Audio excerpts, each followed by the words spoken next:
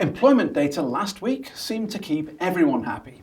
Robust data was accompanied by a tick up in the unemployment rate, while average hourly earnings data signaled little need to grow concerned over wage cost pressures in the coming months.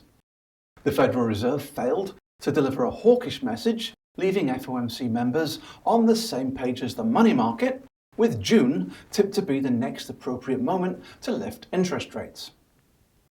Some people concluded that such data released last week delivered a Goldilocks scenario, leaving the economy neither too hot nor too cold. Investors start this week pushing on new highs for major US benchmarks. The S&P 500 index advanced towards its record high following the employment report, while the Dow Industrials recaptured that magic 20,000 again.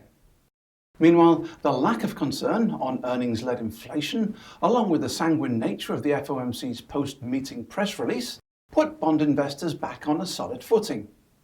An assault by 10-year yields on 2.5% was thwarted by an overall lack of inflationary pressures. In last week's preview, I noted that following the slew of economic reports this week, the Bloomberg Surprise Index might have found some resolve in its direction. Indeed, the nature of most recent data maintained the trend of fewer surprises.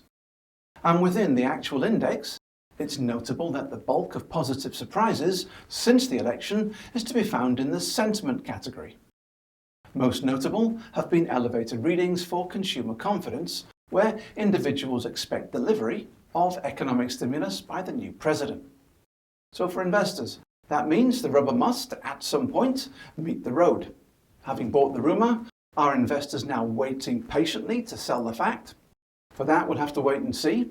But in the meantime, it's a light week for economic numbers. Data for December trade, JOLTS, and consumer credit are all due on Tuesday.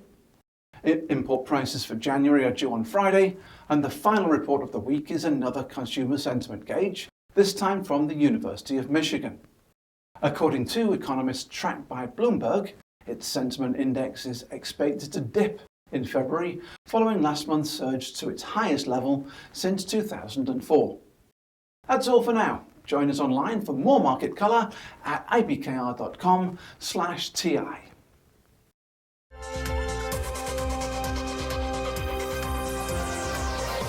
Hello, thanks for checking out our YouTube channel. Subscribe by clicking the button below. And over here, check out the latest short videos, market colour and digital exclusives.